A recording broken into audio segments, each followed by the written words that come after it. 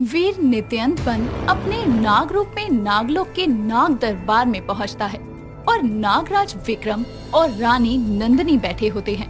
उनके सामने आते ही वीर उनसे बोलता है, नागराज, अनर्थ हो गया। वृंदा वृंदा एक बहुत बड़ी मुसीबत में फंसने वाली है। क्या? ये क्या कह रहे हो नित्यंत? हमारी पुत्री तो पृथ्वी लोक गई है भगवान शिव की द्वारा कही वाणी को सिद्ध करने। नागराज, इस बार एक बहुत बड़ा षड्यंत्र रचा गया है जिसमें आप, मैं, वृंदा सब फंस चुके हैं। वृंदा ने जिसे धरती लोक में अपने पति के रूप में चुना है वो कोई बहुत बुरा इंसान है।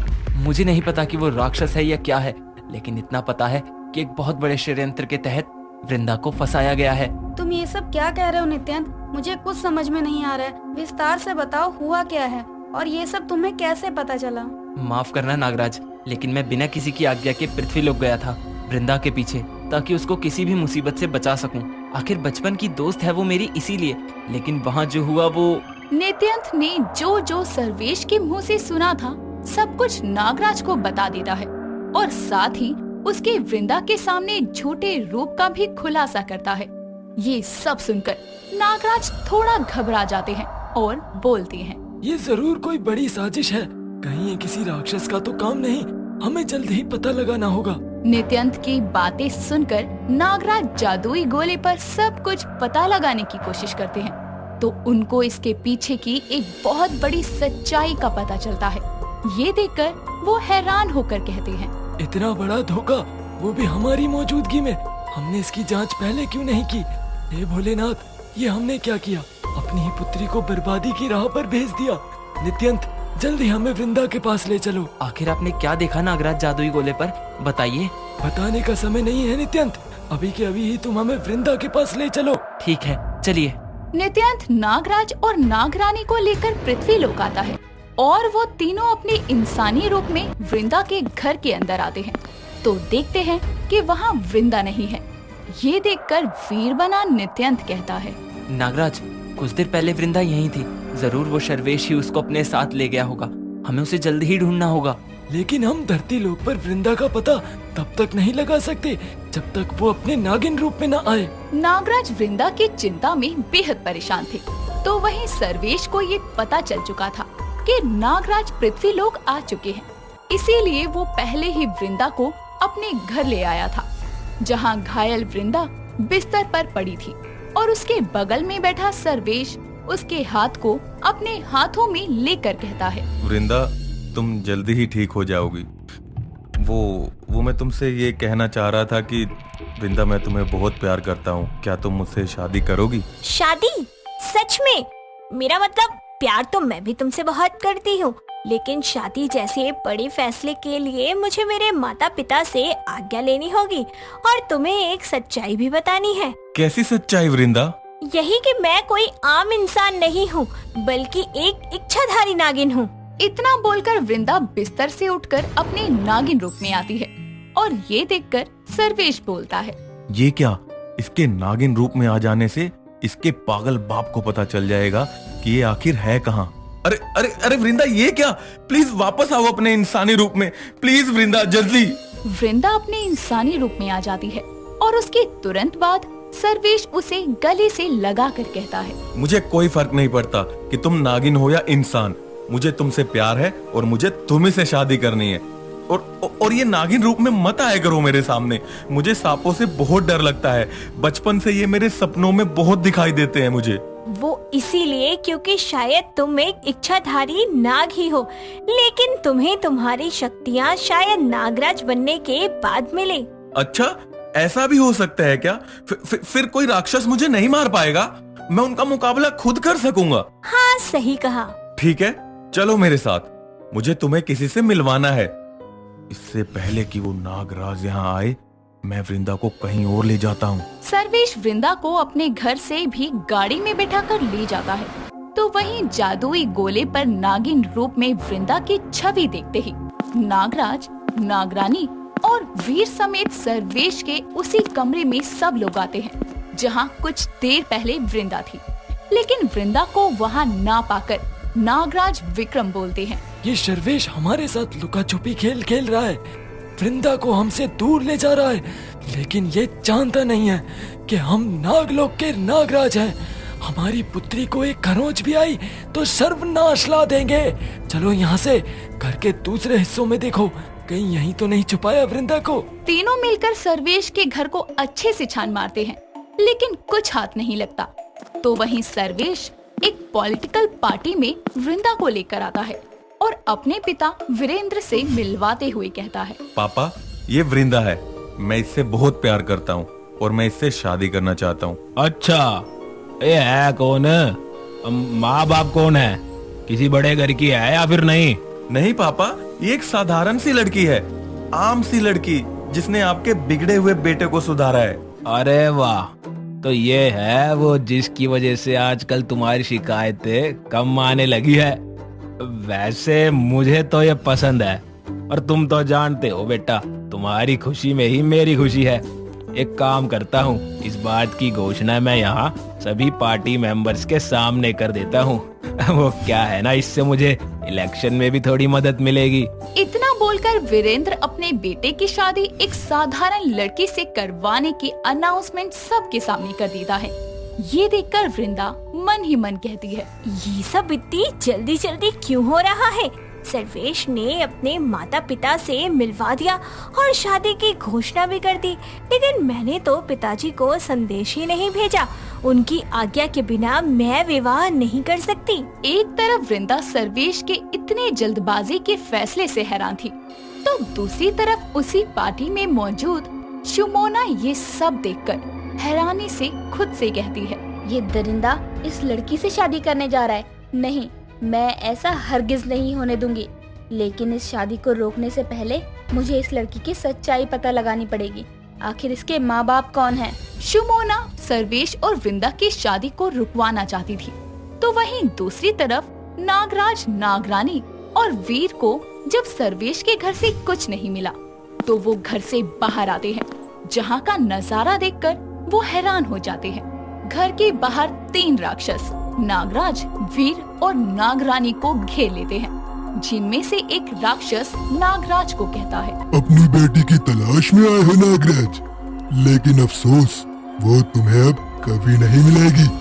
हमारे मकसद को पूरा होने से पहले कोई उसके रास्ते में नहीं आ सकता, इसलिए अब तुम तीनों को मरना होगा। तुम जानते भी हो किसके सामने ये सब बोल रहे हो? नागलोक के राजा नागराज के सामने। इनके एक वार से तुम भस्म हो जाओगे, लेकिन फिर भी तुम्हें इन तक पहुंचने से पहले मेरे वार का सामना करना होगा। वीर इतना बोलकर अपने हाथों के वार से उस राक्षस पर वार करने वाला होता है, लेकिन उससे पहले ही वो राक्षस वीर पर एक भयंकर वार कर देता है, जिससे वीर दूर जाकर गिरता है। ये देखकर नागराज विक्रम बोलते हैं, नित्यांत, तुम राक्षसों की इतनी हिम्मत कि नागलोक के नाग पर हमला किया, इसका अंजाम बहुत बुरा होगा। तुमको क्या लगता है, जिस वृंदा को तुम कमजोर समझकर षड्यंत्र में फंसा रहे हो, तुम उसे आसानी से हरा दोगे? अरे वो हमारी पुत्री है, सर्वशक्तिशाली नागिन है वो। उसको जैसे ही तुम्हारे साजिश के बारे में पता चलेगा, वो तुम सबका नामो निशान खत्म कर देगी। हमारा नामो निशान बाद में खत्म करने की सोचना, नागरानी नंदिनी, पहले अपने अस्तित्व को बचाओ, क्योंकि ये सच्चाई बताने के लिए हम तुम्हें वृंदा तक पहुंचने ही नहीं देंगे। इतना बोलकर वो राक्षस नागराज और नागरानी नंदिनी पर वार करते हैं। बदले में नागराज और रानी नंदिनी भी उनका डटकर मुकाबला करती है, लेकिन अपनी जीत निश्चित ना देखने पर राक्षस पीठ पर वार करने वाली अपनी तरकीब को अपनाते हैं और 2 राक्षस नागराज और नागरानी के आमने सामने का युद्ध करके तीसरे को पीछे से वार करने की कहते हैं। लेकिन जैसे ही वो तीसरा राक्षस उन पर वार करने वाला होता है, एक अनजाना प्रहार उसको काफी दूर फेंक देता है। ये नजारा देखकर नागराज और नागरानी हैरान हो जाते हैं और बोलते हैं, ये किसने किया? आखिर किसने किया है ये वार, और इस कहानी का आखिर क्या अंत होगा? जानने के लिए बने रहिए नागकन्या के अगले भाग के साथ। और याद रहे, हमें आपके विचार कमेंट्स के द्वारा मिलते रहने चाहिए। रात के ठीक 12 बज रहे थे। दिल्ली के द्वारका सेक्टर 9 का मेट्रो स्टेशन एकदम खाली था। स्टेशन की आसपास भी कोई हलचल नहीं थी और बस वहाँ था एक छोटा सा जंगल। रमाकांत की आज नाइट शिफ्ट थी।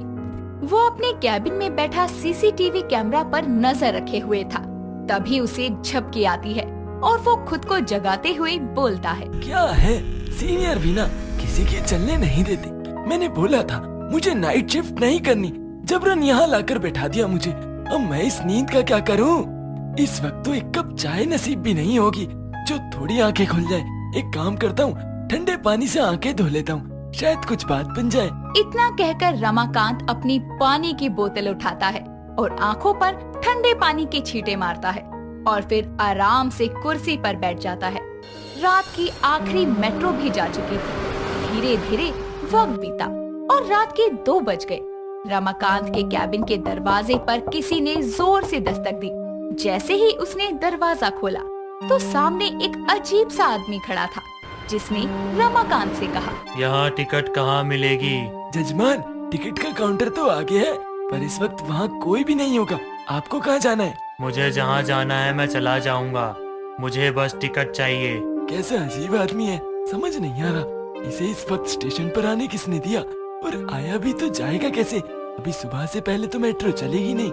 खैर मुझे क्या, आप यहाँ से राइट साइड जाओ, वही है टिकट काउंटर। रमाकांत की बात सुनकर वो आदमी उसे बड़े ही अजीब सी मुस्कान के साथ घूर कर देखता है और चला जाता है।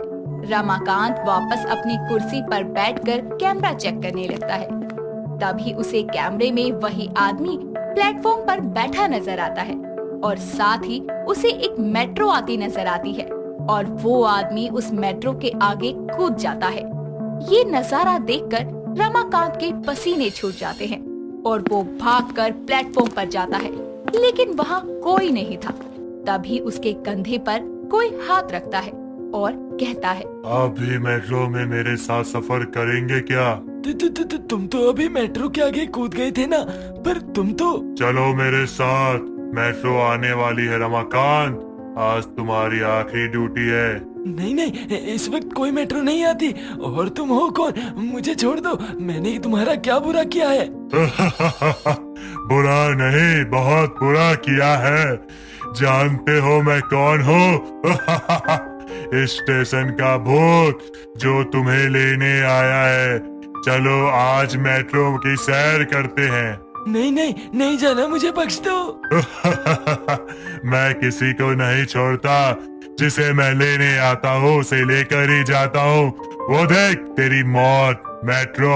तभी अजीब सा हॉर्न ब्लो करती हुई एक ट्रेन मेट्रो स्टेशन पर आ रुकती है और वो आदमी रमाकांत को लेकर उसमें चढ़ जाता है और उसे बेरहमी से मार देता है। अगले दिन सुबह गार्ड्स को लहूलुहान हुई रमाकांत की लाश प्लेटफॉर्म पर मिलती है। इस हादसे के बाद से यात्रियों में द्वारका सेक्टर 9 मेट्रो स्टेशन का एक डरावना खौफ पैदा हो गया था। साथ ही लेट नाइट मेट्रो में सफर करने वाले कई यात्रियों ने मेट्रो स्टेशन पर एक अजीब सा साया देखा था। ऐसे ही वासु अपनी पत्नी विनी के साथ दिल्ली में रहने के लिए आया था। उसी सेक्टर 9 के मेट्रो स्टेशन पर जॉब मिली थी।